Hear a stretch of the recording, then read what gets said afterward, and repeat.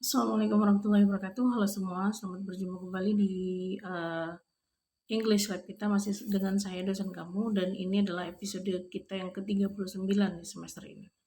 Seperti biasa, tentu saja video ini bertujuan untuk memberikan Anda 10 vocabulary yang berhubungan dengan satu topik. Kali ini topiknya adalah ekonomi dan ini adalah bagian kedua ekonomi yang kita bahas di semester ini. Baik, langsung saja kita mulai dari kata pertama. Kata yang pertama adalah pertumbuhan ekonomi, yang dalam bahasa Inggris kita sebut dengan economic growth. Economic growth, pertumbuhan ekonomi. Untuk kata yang kedua ada lawan dari economic growth tadi, yaitu economic downturn atau economic recession. Artinya kemunduran ekonomi. Untuk kata yang ketiga itu ada saham, yang dalam bahasa Inggris kita sebut dengan shares. Shares. Tapi kalau kita mau bilang pasar saham, maka dalam bahasa Inggris kita menyebutnya dengan kata stock market. Beda ya. Tadi kalau saham saja itu kita sebut dengan shares, tapi kalau pasar saham kita sebut dengan stock market. Udah gak usah komplain, walaupun kamu bukan mahasiswa FEBI. Pelajari aja, karena ini suatu saat akan muncul dalam kehidupan kamu.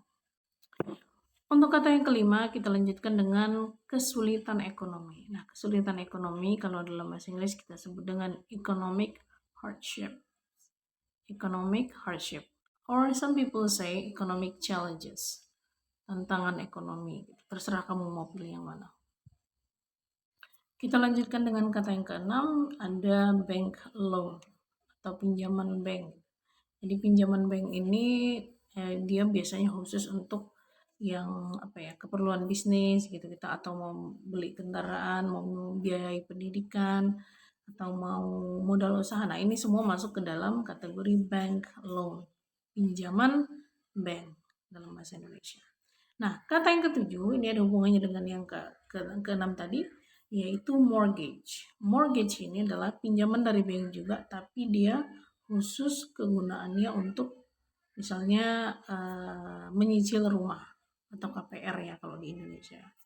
Nah, itu kita sebut dengan pinjaman-pinjaman seperti itu kita sebut dengan mortgage. Jadi bank loan tadi untuk biaya pendidikan, biaya bisnis, biaya beli kendaraan dan lain sebagainya. Nah, mortgage itu sendiri digunakan untuk beli properti seperti rumah atau tanah misalnya. Oke. Nah, di mana ada pinjaman biasanya ada angsurannya. Nah, angsuran dalam bahasa Inggris kita sebut dengan installment.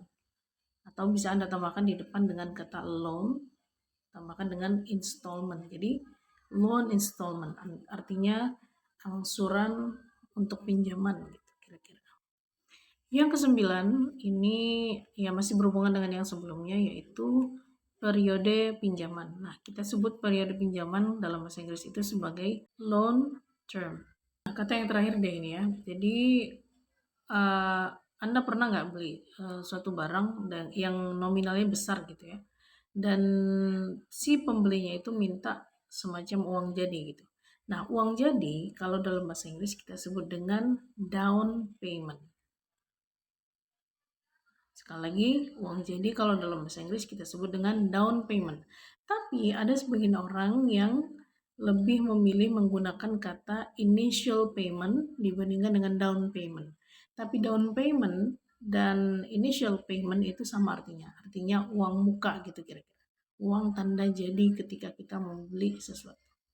Alright, those are 10 words. Tugas Anda selanjutnya adalah membuat ini ke dalam kalimat Anda sendiri and post it in the comment section. Silakan dipelajari baik-baik karena saya percaya bahwa kata-kata ini akan sangat berguna bagi Anda di masa depan. Bukan karena Anda mau meminjam apa-apa ke bank, semoga saya tidak, tapi karena Anda akan banyak menemukan fenomena ini di sekitar Anda. So, tidak ada salahnya mempelajari ini dalam bahasa asing.